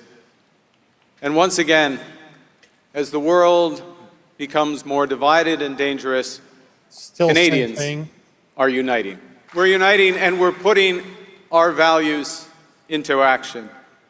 Notre réponse est de bâtir un pays is to fort. build a strong country. And that is what we are doing with Bill C-5, that has just been passed by a wide majority of elected members of Parliament. What we have now is a new national building permit that allows us, indeed, it compels us to come together and to build, baby, build. To build our... So we've addressed, we don't have to go down the rabbit hole of Bill C-5, but we have a full episode on a full deep dive on it. And again, he is not saying the complete truth here. The Bill C-5 is not giving them any type of power, because Bill C-69 is still in place. And the only reason that a vast majority of members of Parliament voted for it is because the Conservative gutted it. All the things that was wrong with the bill, by the time it went to committee and it came back, even you and I are like, okay, the bill is good, but it doesn't move the needle whatsoever, because Bill C-69 is still in place. But it's funny how he never mentions Bill C-69, and I do think that the average Canadian doesn't even know what Bill C-69 is. No, I think that's the biggest problem. Yeah, exactly. And I think, and it's important. We keep banging the drum on Bill C-69, but if you had to pick one law that is probably singly most responsible for hampering the Canadian economy, it's that one. It's C-69. To the point where it's unlikely that we're ever going to be able to turn around unless they either repeal it or just ignore it and it doesn't get enforced. Wrong button. Bing, bing. Our nation in full partnership with Indigenous peoples to build. Land acknowledgement. And thank obviously. you, Natan and Victoria, for honoring us here today. There you are. Yes. Together, we will build one Canadian economy connected by major projects, powered by Canadian energy, transformed by Canadian technology, and crafted by Canadian workers. Bill C-69 is still in place. Together, we will break down barriers so that you can buy Canadian anywhere, and you can work in Canada everywhere. Did you notice that, do you remember that during this campaign, he was telling Pierre Poilievre that he was all about slogans? Yet, have you noticed that all he's been talking about since he's been prime minister is slogan after slogan after build, baby, build. Oh, let's do this, let's do that. But every chances he gets, like spending $1 billion and sending it to China to buy ships for BC ferries instead of having them produced here. Like, he accused Pierre Poilievre time and time again of being a slogan machine, yet all of his speeches are slogan after slogan after slogan after slogan, and his actions goes in the complete opposite way of his even his slogans. Yeah. I mean, it's sort of it's sort of what I was saying the other day. I was like, he hasn't really done a whole lot. Like, it's a lot of sloganeering. No. It's a lot of just, you know, elbows up and doing this. But at some point, he's going to have to do things. You know, C5 isn't it? That's kind of a nothing burger. C2. I mean, it certainly is something. Yeah, I mean, that's the wrong thing. But yeah, that's probably the first thing you can point to that he's really like done. That has actual, you know, that has a potential to kind of come back and bite him. I guess the $4 billion to Ukraine is another one too as well. How he's treating a relationship with the U.S. and trying to build something with the EU is another one. Like, I would argue that there's a lot of things that he's done that's true. On the complete opposite. And don't forget, he still hasn't addressed Alberta. He still hasn't addressed Danielle Smith at all. Like, she's been taunting him with requests. He still has not addressed her. So for him to say that he's doing all of those things, they're blah, blah, blah, blah, blah, blah, blah, because his actions are doing something completely different. Yep. I mean, it's Carney 101 so far. Ouais. Ensemble. Together we will rebuild, rearm, and reinvest in our Canadian Armed Forces. C'est essentiel. That is absolutely critical, so that Canadian leadership is not only defined by the strength of our values, but also by the value of our strength. He loves that phrase. Oui, ensemble. Yes, it's marketing 101, bro. Together we are taking control of our future. Together we're writing our own story, not having it dictated to us by others.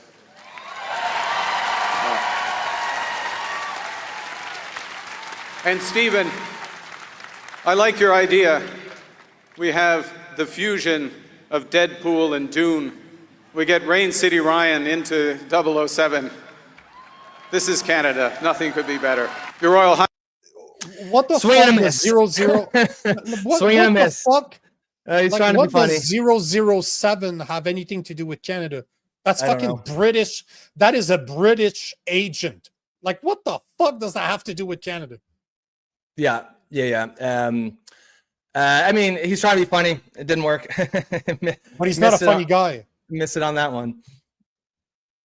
Highness, as you alluded to a few weeks ago in a historic throne speech, your brother King Charles told Canadians, and I quote, "We must be clear-eyed. In a world, the world is a more dangerous is that Charles's and brother? uncertain place than at any point since the Second World War. In Canada, is that the brother of Epstein's buddy, or is that the other brother? In our lifetimes. It's not the Epstein brother? King it's not went on to stress that at this hinge moment in history, there is, and I quote, an incredible opportunity for renewal, an opportunity to think big and act bigger. So, you know, I always love the fact when he's basically alluding to the fact that we need to fight with the U.S., we need to stand up to the U.S. by bringing the king to the equation. Like, really? Yeah. Nothing says sovereignty like, fuck you, Trump. But King Charles, please rule us. Yeah. It's like, nothing says sovereignty like having a foreign king come and give your State of the Union or your throne speech. And you're still referring to him on Canada Day? Yeah. He fucking loves the royal family, man. He does he have elbows up, bitches. But yeah, I think he thinks he's nobility somewhere, European aristocracy, but we'll keep. He loves it. He loves it. He absolutely loves it. Doubt. No doubt. So it's time that we build twice as many homes using Canadian technology, using Canadian skilled workers, and Canadian lumber. You mean by using technology that belongs to an American company by the name of Brookfield that you have $6.8 million in options? Is that the company you're talking about? That's what building Canadian means? It's time we build more homes using my company. Let's do like Olivia Chow out of Toronto, and let's put people in shipping containers, because that's the houses that we need in Toronto. Yeah. Shove old people into shipping cans. You see the crowd? That is not impressive at all. Like, that's the crowd. Yeah, the pretty stage is massive for that crowd, and yeah, there's not a lot of young people either. Have you noticed? There's a lot of old people. Well, that's the demography is the boomers or who elected Carney, and that's his base. The 60+ crowd. That's his base. But it was warm, so they probably stayed in. Yeah. It's time to build new trade and energy corridors with reliable partners. In partnership with the provinces, the territories, and Indigenous peoples.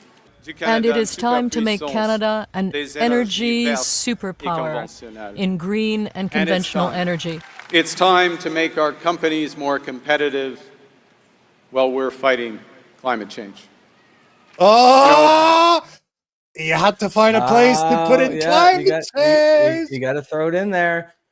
Yeah, it's like he really keeps beating that. I don't know. I feel like the moment is past for the climate change narrative. Like, it's hold your thought, just to prove your point before you make it. Listen to the crowd reaction. I left it in there on purpose. Competitive while we're fighting climate change. Yay. Yeah. There's a sign that says clap. Yeah, please clap. Even the boomers don't care. Even the boomers don't care anymore. No, it was so warm that they couldn't clap. They couldn't do it.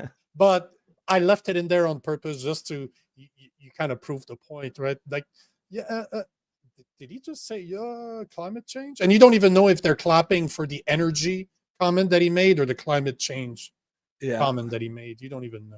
I don't think they know. Canada is already the greatest country in the world. But our destiny is to make it greater still. Greatness isn't defined. See how that was a dangerous thing to say, huh? Let's make Canada great again. No, let's make it great. Yeah. Let's make it pretty good. Let's make it pretty good. But yeah, you gotta be careful. Yeah, you gotta be careful. His base wouldn't like that. They're very fine tuned to that kind of verbiage. I said it the other day, and I'm happy if somebody steals it. Just make Canada again. Yeah, I like it. And guys, we are seeing there's a bunch of comments coming in. Don't worry, we'll get to them. We're almost done this clip, and then we'll get to those comments. By words, it's achieved by actions. Greatness isn't something we just say, it's what we do for ourselves, but particularly for others. It's kind of ironic coming from a guy that's used slogan after slogan after slogan after slogan and hasn't done shit yet. Well, yeah, outside of giving Ukraine money, outside of giving China money, and outside of trying to align with the EU, outside of promising more money to NATO, outside of pissing off our biggest ally to the south. Just saying. Yeah, and a lot of words for a small man. A lot of words. And I wasn't talking about you. I was talking about. Yes, I figured that. I just want to make sure we're on the same page. So, while we work to build the strongest economy in the G7, we know that as we work, you know what?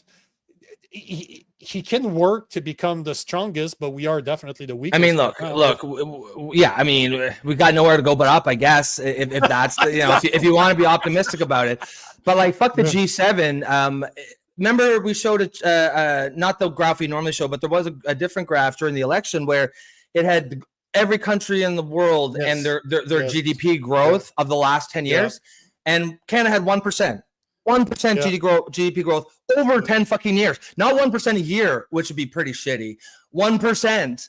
And we were ranked like fucking 85th behind powerhouses like fucking Lithuania, the Czech Republic, Argentina. So, I mean, fuck the G7. Let's worry about the G70 first and foremost. You know what I mean? Like, I don't understand it, man. Like, if you're new to the show, because we are seeing a lot of phases, like, I'm a liberal, man. I'm a progressive. I grew up liberal my whole life, but like, I'm not blind either. You can't reward that kind of behavior in a democracy. All it does is incentivize shit behavior, shit performance. We had 1% growth over 10 years. And it's directly because of liberal anti-development policies. If you live in, if we lived in a primarily, let's say we had a giant tech sector like the US, or a real industrial giant, or a manufacturing giant like Japan or Germany even, we wouldn't need to exploit our natural resources, but we don't have any of that. We are, first and foremost, our crown jewel is our natural resources. And if it's a valid take to be anti-development of natural resources, but if that's your government's position and policy, you're going to see what we just saw, 1% growth over 10 years. And that's not enough. That's not acceptable. This has nothing to do with politics or the culture wars or anything. This is just bad governance, bad policy. And I should find it again and share it, but you remember we had the graphs that was showing the GDP growth of the US and ours to be completely aligned. Like they were a bit on top of us, but the pattern was the exact same. And then as soon as Trudeau came into power, we stopped growing. And the one with the little Trudeau head? Yes. Yeah. Yeah. That isn't an end. I'm going to find that. Yeah, so go ahead. We'll finish the video. In itself. Yeah.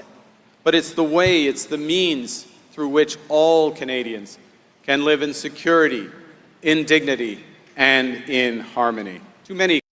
One out of 4 Canadians is having problems affording daily necessities. It's interesting that he never talks about that, but the number comes from the Food Bank of Canada directly. So who better to say who's struggling better than Food Bank of Canada? But yet he never addresses that, right? Oh, we're the greatest. We need to do more. How about you take care of Canadians instead of sending our money overseas? Canadians are still struggling and suffering. That's all he says on that. As we enjoy our parks. He talks longer about parks than he does about Canadian struggling. I left it in there on purpose just to show, but he just put, Canadians are struggling. Our parks. Sure. Yeah, but fuck those people. Let's talk about parks for 10 minutes. Our pools and our lakes. We must not forget the climate change that is burning our forests and destroying biodiversity. And while we enjoy peace and security at home, we witness the wars and terrors abroad. We are a country that is great because, in part, we know we can be even better. It's hard to get worse. So again, just like a comment from the G7, only way up, right? Yeah. It could get a lot worse. It will become a lot worse with that type of leader. We'll see. We're a country that does things because they're right, not because they're easy. And now's the time to build a Canada worthy of those values, a Canada worthy of its great people, a Canada for all and for all time. Merci beaucoup. Vive! Vive le Canada. Yeah, I'm gonna go to the bathroom fast. Yes, exactly. So here's the chart that we show this every day during the election. Look, like these are just the facts. These are just GDP growth. You can see we are pretty much absolutely lockstep right here with the United States economy from 95. This big drop here, 2007. That's a subprime crisis, and then literally 5 minutes after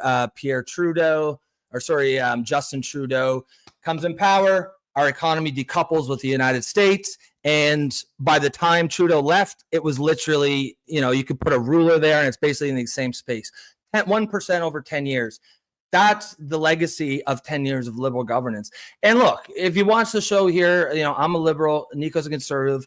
Nico really, really does not like Carney. I don't hate him in the same way.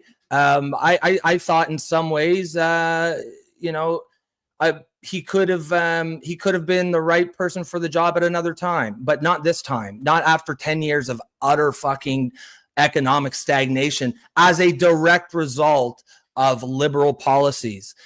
You cannot reward that kind of incompetence and horrible performance. And remember too, that's the same cabinet that like, that's basically, he shuffled a few new faces in, shuffled some people around, but it is all intense. And people also don't realize Carney was Trudeau's primary advisor for the 10 years. This is essentially the same government. So, yep. You know, you can, you know, there's lots of reasons you can push back or criticize Carney for, and that's fine. But even if we left all of that out, you can't reward that kind of performance over the last 10 years with another 4 years as government. Now, when I say we can't, clearly I'm wrong, because we did. But it's just, I don't know, man. And I think people come in here and they hear me talk and they think I'm a conservative or something. I'm not. I'm a liberal. I'm a progressive. But I'm also a realist. Like, I also expect performance from my leaders. The last 10 years wasn't it. Moonglow saying Carney is such a Donnie Downer. Paid clappers. First, thanks for just the tip. And I agree with you. Yeah, just the tip. It's he's not, outside of using a lot of slogans and not doing what his slogans are saying. I don't see it, man. That's all he's been doing. A lot of slogans, and yet people are still happy with it. It blows my mind. I don't know. Well, I mean, for me, that's neither here nor there. That's just kind of stuff politicians say. Trump says that shit too. Trump talks in, you know, what else is "Make America Great Again" but a slogan, right? But people rip, but the same people that rip into Trump for saying that he's all about slogans are forgiving Harold Meter for doing it. Mark. But that's my point, and that's why I rip into the liberals. I rip into both parties. I don't like that Pierre Poilievre is all about slogans too, that he has no backbone. It drives me nuts that a guy like Mark Carney has called out Pierre Poilievre for his uses of slogan. Yes, that's all he does. You got a guy that tells us we're in the worst economic state since the Second World War, yet he decides to go to Europe in order to do more business with them instead of doing a deal with the US. Like, everything that he says and do are completely opposite. But yet their base is still supporting him. I don't know how long that's going to last. I'm very curious to see if his base is going to turn on him. Because, man, I don't know. It's gonna essentially, they're gonna have to feel it. They're gonna have to feel, you know, some sort of financial pain. Now, I think in some ways Carney's got a bit of a buffer here, because even if the government or the economy continues to go to shit, he'll say, "Oh, it's the trade war, it's the tariffs, nothing I can do," and they'll cut him some slack. So I mean, you know, in some ways, he's set himself up pretty good. He is not stupid. I said, as much as I dislike the guy, read his book. His book Values explains exactly what he's saying.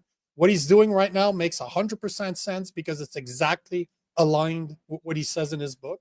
And he's not stupid. He knows exactly what he's doing. And as we were talking about before the show, you know, when Trudeau put in place laws that would force, or pass bills that would force tech company, the YouTube, the Metas of this world, to pay Canadian content creators, aka our news, some of the ad revenue, he fully knew that they wouldn't do it. He still passed the bill in order to force the hand of those tech giants, knowing that they wouldn't pay.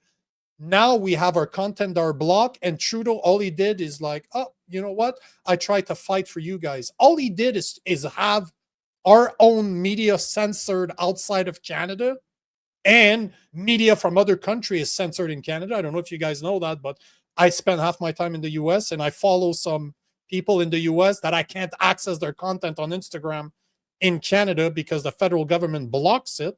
And that's what he did. Trudeau wanted us to be censored. Instead of coming out and saying, I want you guys to be censored, he forced the hand of giant tech to do the job for them. And that's exactly what I'm seeing from Carney. He's literally trying on purpose to piss off Trump. And when Trump stumbles him, he's just like, oh, well, no, but look, elbows up. We need to survive. It's all this. You're doing it on purpose. He's acting like the little brat. Remember when you were in school, there was always that kid that would push everybody, that spit on people, that would piss people off. And one day there's a guy that's like, enough, was that knocks you? him out. That was probably I know how to fight, bro. Just say, I'll just leave it there. Leave it at that. But you know what I'm saying, right? There's always that guy that I know what you piss mean. people off. And as soon as you turn on him, stop. That's what also, it's definitely you. I learned how to fight, bro. No, yeah, exactly. No, I know what you mean, though. It is. Yeah, I know what you mean. It is annoying when you see that, but I mean, fuck. But before you go, give me 2 seconds before you take some comments, because I won't play the video from Moose on the Loose. We're not going to have time, but I wanted to show just his response, and then do as you may. But he took some questions afterwards, and there's something that he says in there that should trouble every single Canadian out there, because he passes a comment and I'm like, oh Jesus, if you guys are okay with this, we are in for a world of a hurt. I just want to go to Catherine Cullen because she is with the Prime Minister right now. Catherine? We have faced a lot of challenges this year as a country. Our sovereignty has been called into question. And I wonder, how do you think our sense of what it is to be Canadian is changing? Well, I think it's the question has been asked, and Canadians have responded overwhelmingly. Coming together to build the country, to be in charge, to write our own story, not to have it dictated to us by somebody else. Once again, being Canadian is not being American. Yeah. Awesome. Well, awesome. Yeah, I don't. Awesome. Essentially, that's what it seems like is for. And again, as we said earlier in the show, it was Justin Trudeau who famously said Canada's a post-national state, and he was proud of it. He was bragging about it. So you can't. It's kind of funny how on the one side these are the people that insisted 10 years ago that we have no identity, but then back in April when the election was on, it was like, oh, elbows up and we're Canadians and this and that. And it's just disingenuous as fuck. We do have an identity. We are Canadian, and it is more than just being not American, right? And I wish the political left in Canada would embrace it. It's perfectly, like, we can debate the all kinds of issues, but we should be able to agree that Canada is a great country, and it's a privilege to be from here. And even as we go over here and debate and argue about how to make it actually greater, because clearly we don't agree on that. But yeah, I don't like a lot of what I see as like self-hate from the political left these days. And I really wish that would stop. It's the best of Canada, and we're generous people. We can be a humble people, a quiet people, but people shouldn't respect or mistake kindness for weakness, generosity for anything other than strength. And what we've seen is really is the country coming together, and the great pride that we see in Canada here in Ottawa and Parliament at Le Breton Pass and across this country. We are all thinking about how our relationship with our neighbor to the south is changing. You have set a deadline for yourself and those neighbors, a deal in 30 days. We saw some challenges this week, even a suggestion that Canada has caved. Are you going to be able to get a deal done in time, Prime Minister? We'll see. We're doing what's necessary in order to get the best deal for Canadians, and we get the best deal for Canadians, we'll agree to it. If we can't, we won't. Did you hear that? Let me just replay this to make sure that you heard it. What's that? Necessary in order to get the best deal for Canadians, and we get the best deal for Canadians, we'll agree to it. If we can't, we won't. What do you think? He's laying the path here to walk away without a deal? What does that sound to you? I mean, again, you know, I'm an engineer by trade. Remember, right? If you have a goal, you debuild the goal. You do reverse engineering. He keeps on. If you look at his actions, he's trying to align with the EU. He said last week or 2 weeks ago that we're the most European, non-European country, which is complete bullshit. We are not European. We're a lot closer to being American than we are to being European. We share the same fucking continent. Culturally speaking, yes, yeah, for sure. My point exactly. So if you look at his actions, he keeps on trying to align with Europe and piss on our relationship with the US.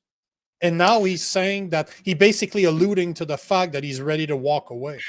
Well, walk I mean, away that could from just, what? it could be 75% of our exports? That's what you want to walk away from? Yeah. But yet I you're mean, okay with sending $1 billion to China to build our ships? Brother, what the fuck are you walking away from here? well, yeah, I mean, it could just be a negotiating tactic. It'll really depend on what he ends up doing. But at the end of the day, you can't walk away from that. Like, No. if you want to say that just to maybe get your negotiating power, if you think it's strategic, okay, I'll give you, give him some rope to hang himself here with. But there is no possibility of walking away from a deal with a country that has 80% of our exports. It can't happen. Fact of the matter is, there's a time and a place. You need to understand when you have leverage and when you don't. Right now, we don't have a lot of leverage. That's why that tax thing the other day I thought was a giant mistake. Because now we're back to square one. And Trump, he's petty and vindictive, and that's his thing. 100%. And I have no doubt that whatever deal we get now is worse than the one we would have gotten without that little snafu. So that was a mistake by Carney. And like I said a couple of days ago, he could have actually turned that into a win. Just say, don't wait for Trump to bring it up on the day before it's taken. It's going to come into law. Simply say, you know what? We're in negotiation with the US. We're going to stump the digital service tax because it makes no sense. This is something that my predecessor did. It's a previous liberal government. I know better right now. This is not good for anybody. So let's remove that. He could have easily used that as a win to kind of give a little win to Trump and save face and blame Trudeau for all of our problems. Yet he decided to talk about it, bringing it up again before it came up. They brought it up. His finance minister went, yep, we're going to keep the digital sales tax. And Trump didn't even fucking know that it was a thing because it was when Biden was in power. So again, yeah, so many negotiation tactics that you could have used, knowing the type of guy that Trump is, right? We all know how he is. And yeah, exactly. And you got, like Sun Tzu in The Art of War says, you got to know yourself and you got to know your enemy. So guys, we are talking about Mark. But it's the same video. I see the video you're doing. Oh, did? Are you the sure? Same video. The part where he says that they were always going to remove the digital service tax at the last possible second. 2 minutes. There's 2 minutes left on the video. Oh, okay, he's gonna get to it. Okay, guys, I'm pretty sure I stole that video from Mark Dixon. All right. Praise to you, brother. Guys, we're talking about Mark Carney and our relationship with the United States. We got another minute or two in this video. We get that, and then we'll get to those comments, and we'll close out the show with that. That simple.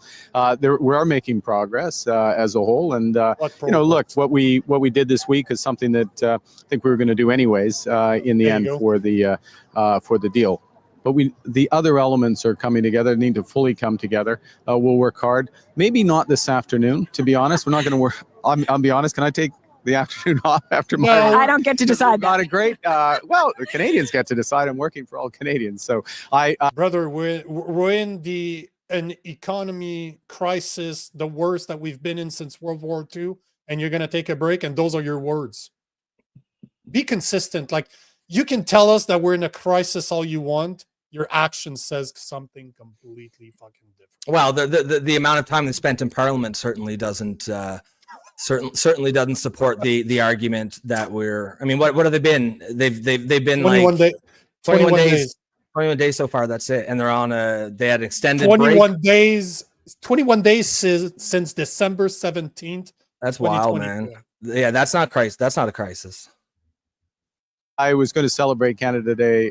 Great. We've got an amazing lineup here, from our best musicians, actors, sopranos, Indigenous leaders, others. So it's going to be fantastic. There are some people, we see this beautiful show of solidarity, but there are some people who are feeling disaffected, particularly in Alberta, a secessionist movement. I want to know in closing, sir, what would you say about the case for Canada, for people who aren't feeling that right now? Well, we're strongest when we come together. And I grew up in Alberta, as you know, and it was a time when there were some tensions in the Federation as well. What happened is we came together, we helped build the province, Albertans, Canadians across the country, entrepreneurs, government, labor, everyone coming together.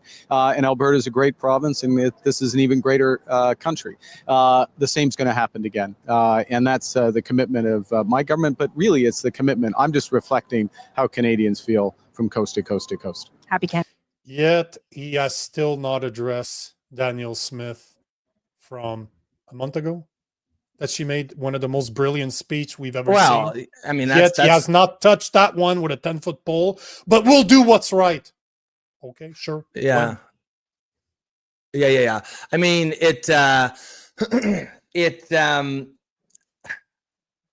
yeah, I got nothing to add. Like you said, it was, it's pretty self-explanatory. I got none. I see it. Your answer is an answer in itself. Yeah. Right? Should we take a couple of these comments and we'll close out the show? You got 3 minutes, or no? You know what? You got 4 minutes. That's right. enough. You're used to working within 4 minutes, right? Yeah. Oh, yeah. It's I can go twice. Okay, so ones and zeros. Average. Yeah, it's solidly average. Ones and zeros. I'm not going to go through it because it's a bit of a rabbit hole. But the conversation you and Wise Guy had was pretty good. I was following it. I don't know. I'm with Wise Guy there, man. Like, all presidents do the kind of shit Trump does. He's getting checked sometimes. Like, nothing that he's doing is anti-democratic just because you don't like it. As far as I see it, but that's a good conversation. I've been following it. I love to see it. I love to see commenters having intelligent conversations. 1-0. Thanks for sticking. Thanks for sticking around. Yeah. Well, I'll see you again. Yeah, I was going to take this comment from him here. He said, it's a hard line to walk. He's captain of a ship where every passenger wants to go to a different destination. He has no choice but to talk in empty concepts that most people can almost agree with. And I agree with you on this. I think it's a fair comment. That's why, I think it's a lot of the stuff that he says, you kind of roll your eyes at. But I do, I'm willing to give him some slack on that shit because that is politicians being politicians. It's ridiculous. That's how the game's played. But I agree with you. I'm not going to get too worked up about that stuff. Here, again, ones and zeros. It says heat records broken in Europe. If you guys prefer to keep your fingers in your ears and chant la la la, that won't make any difference.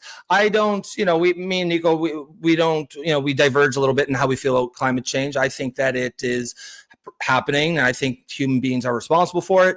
I think what I'm deeply skeptical of is the narratives and the models showing worst case scenario. We've been told worst case scenarios for decades now. Sea level still where it is. And I mean, look, two things can be true. Climate change could be happening to an extent, and governments and NGOs and certain interest groups are profiting enormously from the narrative at our expense. And that's how I see it. I think, just go check the episode we did with Judith Curry. Yeah, we did. Check the episode we did with Judith Curry. She goes over what should be done and what's going on right now. But even from his speech, he brought up climate change twice, and his response was almost wah, wah, wah, wah, wah, wah, wah, wah, wah. So right then and there, you can tell, however you feel about climate change, I'll be frank, climate is always changing, but it has nothing to do with us. That's why climate change is actually very clever. That's why they went from global warming to climate change, because climate changes all the time. The volcano that just erupted last week has created more CO2 than 10 years of human being within the span of a day. So you know what, bro? Bullshit. I just want to quickly respond to this. Sylvie says, Rob, you think you're responsible for climate change? No, I don't think we are responsible. Like, obviously climate's always change. I think that there's probably a case to be made that we've caused we have some responsibility for the amount. Water. Yeah. I mean, to the extent, is it anywhere close to the doomsday scenario? Probably not. I don't think so. And frankly, the first issue, if you're new here, the first issue that really caused me to start to question a lot of the liberal narratives was the trans thing a couple of years ago, right? I'm a progressive. I held broadly progressive beliefs. So, I was supportive of marriage equality, blah blah blah. And then turned out that oh shit, now I have to believe that men can become women, that women can have a penis and men can give birth. And I know that's not true. I know that humans can't change sex. And the experts were telling me that they were, right? And so when I look at the climate change thing, yeah, it's a different issue, but I'm like, okay, I know there's one issue where I know that the experts are lying into further a left-wing narrative. So, I mean, I'm not a climate scientist. I'm not a climatologist. I need to rely on experts to tell me. And when I've already, experts have certainly hurt their credibility over the last couple of years, whether it's from the pandemic, whether it's from the trans issue.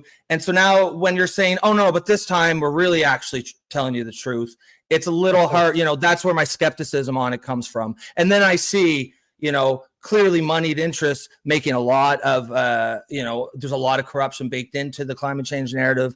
And that's why it's so important, for experts to actually stay in their lane and not get, not sort of become slaves to political narratives. And that's what's happened over the last couple of years. Even Greta Thunberg, the face of climate yeah, she doesn't even care about it anymore. Talks about it. She's all about free Palestine. So right then and there, it tells you what people think of climate change. We'll leave it at that. We're on the 2-hour mark. So if you want to close this up, all the commenters that we didn't address, show up tomorrow. We'll continue the conversation because it never ends. Yeah, and I'm gonna take this final one before we go. 110 says your biggest ally that keeps talking about annexing you. I'm not saying this isn't any sort of pro-America thing. It's just pro-reality. We have to, we have to understand that America is responsible for 80% of our exports. There's no getting around that. We can hate everything that they're doing, but we still have to work with them.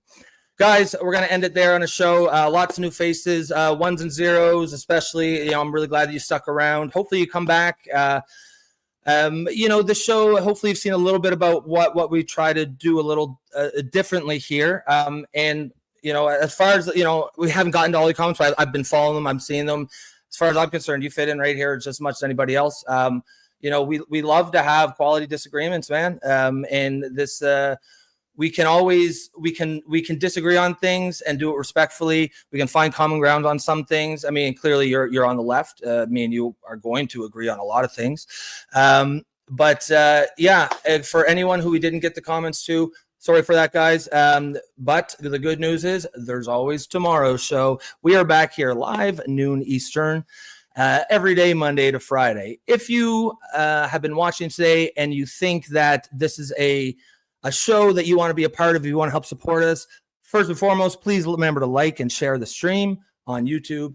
And if you really want to support us, you can become a member for the low price of $2.99 per month. That allows you to help support this show, this community, and independent journalism. And you're also, as you've seen from the show today, the format is very much audience-based. You guys are as big a part of this show as me and Nico are. Guys, you could have been anywhere in the world today. You chose to be here with us, and we are always going to appreciate that. I love today's show. This is exactly what we envisioned when we started this show, and it was really nice to get some of the new faces came in pretty hot, but it happens. It happens. I have that effect on people. Yeah, you do. You really do. I'm kind of an ass. And then I come over and I smooth it out behind us.